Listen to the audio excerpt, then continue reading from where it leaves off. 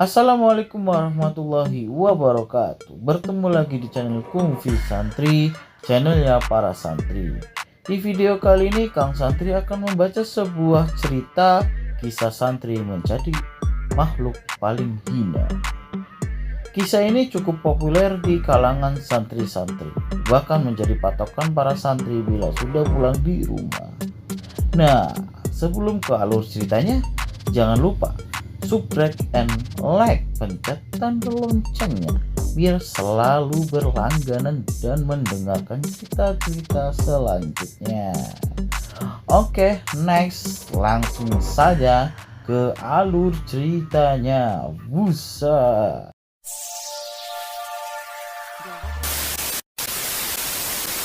Di sebuah pondok pesantren terdapat seorang santri yang tengah menuntut ilmu pada seorang kiai.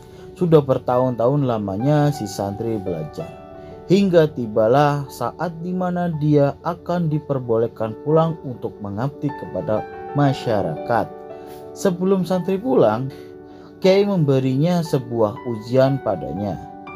Pak Kiai kemudian berkata pada sang santri, "Sebelum kamu pulang, dalam 3 hari ini aku ingin meminta kamu mencarikan seorang ataupun makhluk yang lebih hina dan buruk dari kamu," ujar sang kiai. "3 hari ini terlalu lama, Kiai. Hari ini aku bisa menemukan banyak orang atau makhluk yang lebih buruk dari saya," jawab santri penuh percaya diri.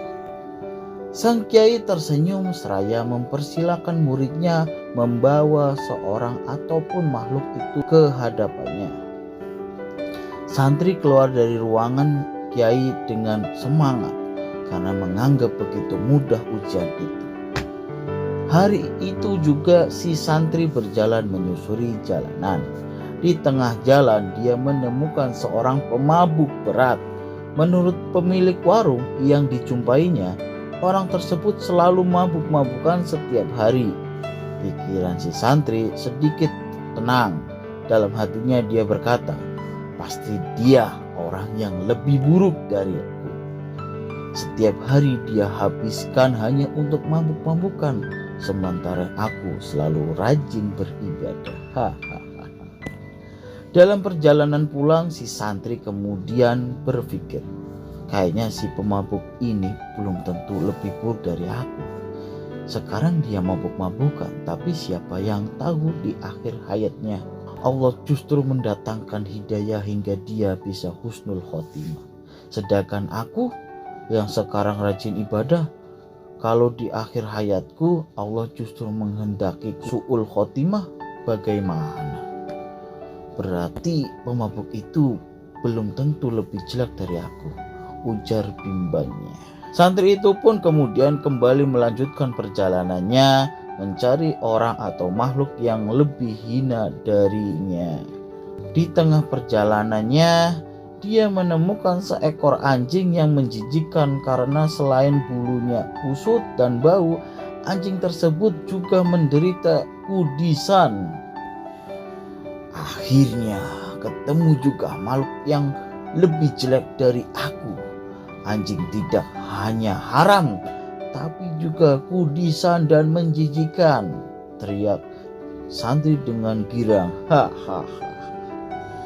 Dengan menggunakan karung beras, si santri membungkus anjing tersebut hendak dibawa ke pesantren.